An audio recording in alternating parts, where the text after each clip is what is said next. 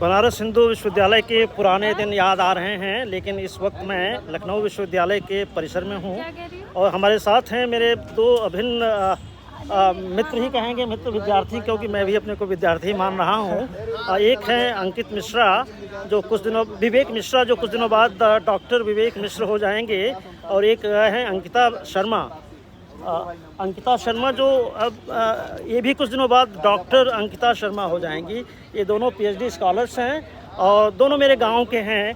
तो मैं आज लखनऊ पुस्तक मेला में आया था, तो इन दोनों से मुलाकात हुई और हम अभी यहाँ पे एक कॉफ़ी का आनंद लेने के लिए यहाँ बैठे हैं चबूतरे पर। ऐसे ही हम बीएचयू में पत्रकारिता की पढ़ाई के दौरान बैठा करते थे ऐसे चबूतरों पर, और वहाँ पे चाय पिया करते थे, कॉफ़ी पिया करते थे, बड़ा आनंद आता था। तो आइए हम ज़रा विवेक मिश्र से कुछ सुनना चाहते हैं, क्योंकि मैंने कहा कि मैं जब देवरिया नामा पर एक किताब पर रिसर्च कर रहा हूँ और कोहबर और वहाँ के जो मुहावरे हैं और लोकगीत हैं, जो संस्कार गीत हैं, उन पे हम कुछ रिसर्च कर रहे हैं। ऐसे ही में इन्होंने कुछ लोकगीत की बात की, ओरहन और उलाहना की बात की। आइए सुनते हैं क्या बात कर रहे हैं। ये ओरहन है, हिंदी में जिसे उलाहना कहा जाता है, अंग्रेजी में जिसे कंप्लेन कहा जाता है, भोजपुरी में इसे ओरहन बोला जाता है। हमारे एक बड़े भाई हैं सुशांत शर्मा, बीएचयू से उन्होंने हिंदी में पीएचडी किया है। अभी वर्तमान में वो राजभाषा अधिकारी हैं।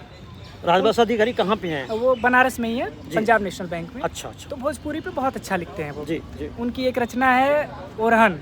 ओरहन में कृष्ण जब जा रहे थे मथुरा छोड़ के द्वारिका की तरफ, तो गोपियाँ उनका रथ रोक लेती हैं जी, और वो उनसे कहती हैं, भोर ही भोर बजी तू रही तब, भैरवी का थी बजई मुरारी। क्या बात। भोर ही भोर बजी तू रही तब, भैरवी का थी बजई मुरारी। अन्ना बजी है सुर राग बसंत के, जे छेड़बो चढ़ी ऊंची अटारी। कितना हूँ ऊंचे पे आप बैठ जाएं, बसंत का राग अब आपसे नहीं बजने वाला। कि ना बजे हैं सुर राग बसंत के, जे छेड़बा चढ़ी ऊंची अटारी।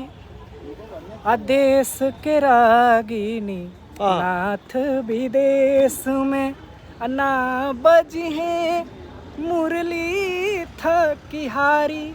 असोने सिंहासनी बैठी बजई तो, नाथ हो खाली बजी दरबारी। सोने के सिंहासन पर जब आप बैठ के बजाएंगे तो राग बसंत नहीं बजेगा, वो राग दरबारी ही बजेगा।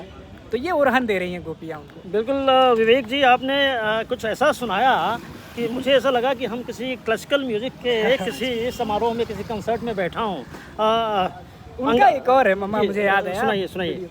उनका एक और है, जैसे जो जब पति गुस्सा आ जाते हैं, नाराज़ हो जाते हैं पत्नियों के सामने, तो वो जैसे मीठी नाराज़गी होती है, तो जो उनकी पत्नी होती है वो कैसे मनाती हैं उसको उन्होंने भाव दिया है गीत के माध्यम से। तो पत्नी कह रही है, ये भी सुशांत भैया की लिखी हुई है, तो पत्नी कह रही है कि काथी करा सिवा हमरा चहबे करी। वाह। रउआ रूसल रही हम होरा करी। होरा करी, क्या बात। काथी करा सिवा हमरा चहबे करी, रउआ रूसल रही हम होरा करी। फिर कहती है, दुख ही अरा के बढ़ी जाला 100 गुना, रूठ के रउआ जब जब सताई लाजी। अरे के कहत बा कि रउआ जुलुम जन करी, बाटे इतने अरज थोड़ा थोड़ा करी। काथी करा सिवा हमरा चहबे करी, रउआ रूसल रही हम होरा करी। ये सुशांत भैया ने लिखा है। धन्यवाद।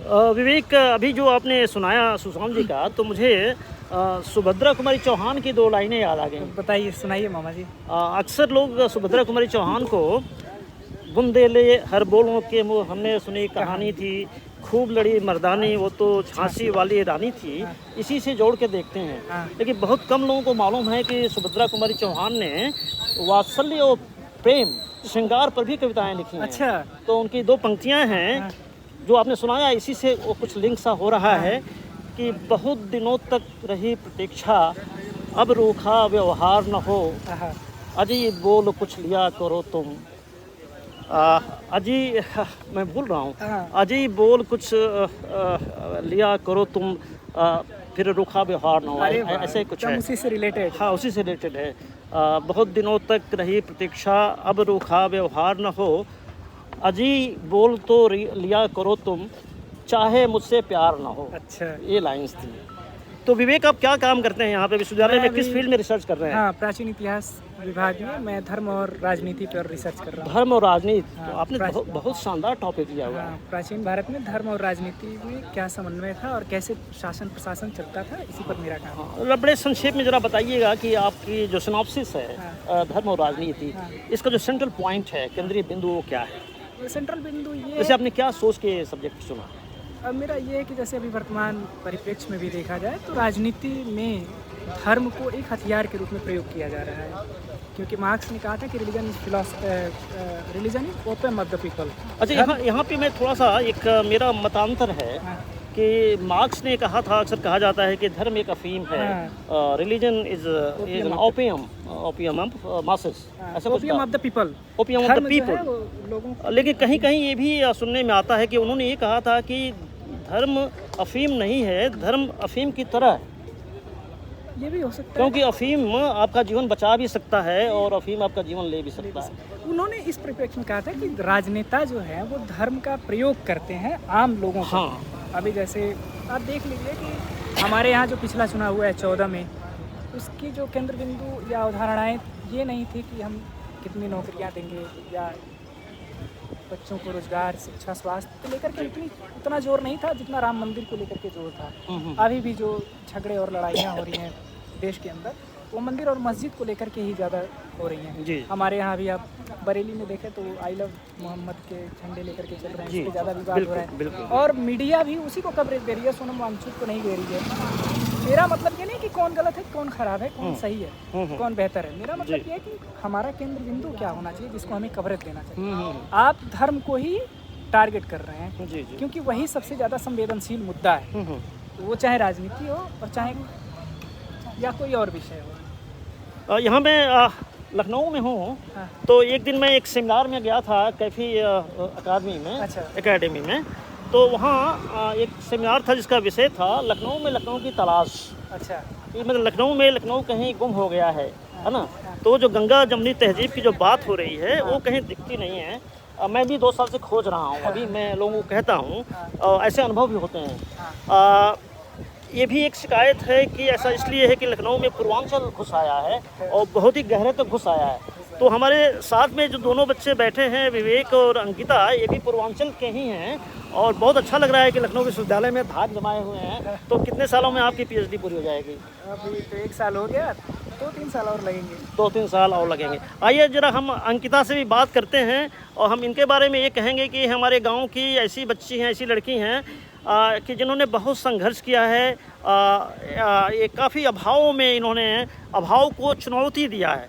मतलब एक तरह से देखा जाए तो इन पर एक डॉक्यूमेंट्री बनाई जानी चाहिए। ये 2 बहनें हैं, दोनों ने बहनें तो 4 हैं आप, है ना? 5 बहनें हैं, तो 5 में से 2 ने 2-3 साल तक नेट क्वालिफाई किया था, ऐसी सूचना मुझे मिलती थी। लेकिन ये जेआरएफ में सिलेक्शन चाहती थी और एक दिन वो आया। इतनी मेहनत इन्होंने किया और गांव में बैठकर, ये नहीं कि किसी शहर के कोचिंग क्लास में या बैठी हों, गांव में रह करके, देवरिया ज़िले में एक तिलौली गांव है, मैं अक्सर अपने तिलौली को भी प्रमोट करता हूं, ब्रांड करता हूं, क्योंकि हमारी वो जन्मभूमि है।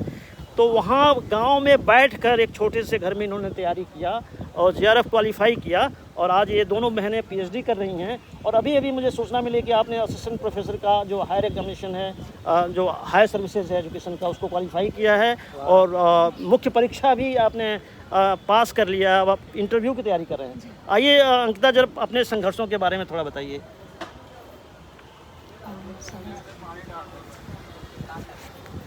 अभी मैं लखनऊ यूनिवर्सिटी से अपना पीएचडी कर रही हूँ। थोड़ा सा जोर से बोलिएगा। ओके। लाइए लाइए, मैं पकड़ रहा हूँ।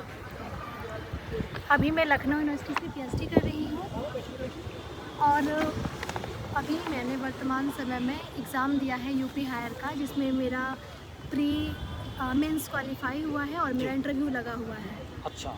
और मैं जिस टॉपिक पे पीएचडी कर रही हूँ वो टॉपिक है कश्मीरी माइग्रेंट स्ट्रीट वेंडर्स पे। अच्छा। हाँ, उन पे मैं पीएचडी कर रही हूँ। अभी मैंने अभी फील्ड वर्क किया है उनके ऊपर, अभी उन्हीं पे चल रहा है काम मेरा। ये बहुत अच्छा आपने विषय लिया है स्ट्रीट वेंडर्स की।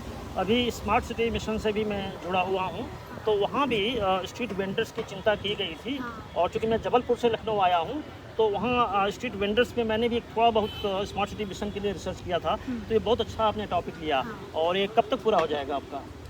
मिनिमम 3 साल तक और मैक्सिमम 5 साल, लेकिन मैं प्रयास करूँगी कि 3 साढ़े 3 साल में इसको पूरा कर लूँगा। अच्छा अच्छा। तो उत्तर प्रदेश शिक्षा आयोग की परीक्षा आपने पास की है, कितनी तैयारी की थी आपने इसकी?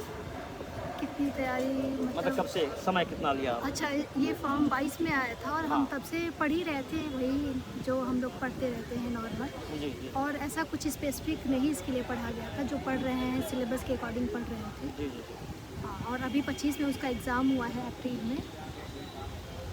तो जैसे मान लीजिए आपका चयन हो जाता है और आप असिस्टेंट प्रोफेसर बन जाती हैं, तो आपके इस पीएचडी के अध्ययन पर कोई इसका असर नहीं पड़ेगा?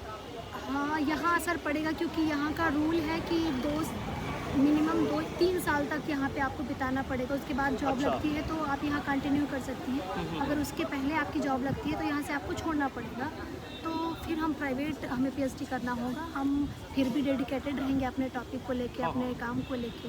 यहीं से कर पाएंगे ना वो पीएचडी, यहाँ से हट जाएगा वो? नहीं, यहाँ से प्राइवेट कर सकते हैं। कर सकते हैं ना। बहुत अच्छा, बहुत अच्छा। बिल्कुल आप करेंगी, आप डॉक्टर बनेंगी एक दिन। डॉक्टर अंकिता शर्मा जी, बहुत अच्छा लगा। आप अपने गांव का भी नाम रोशन कर रही हैं और यहाँ पे लखनऊ में आकर के बस आप लोग प्रेरणा स्रोत हैं हमारे, आप बिल्कुल हमारे आइडियल हैं। तो ये बहुत अच्छा लगा। और मैं इस एक छोटे से इम्प्रॉम्प्टू वीडियो को मैं अपने YouTube channel life with Lakshmikant पर इसको मैं अपलोड करूँगा, जिससे हमारे जो पूर्वांचल के बच्चे, हमारे गांव के बच्चे, इन दोनों ये जो पीएचडी स्कॉलर्स हैं, एक तरह के रोल मॉडल्स ये उनके लिए बने और वो भी अपने जीवन में अभावों को चुनौती दे करके संघर्ष पर कामयाबी हासिल करें।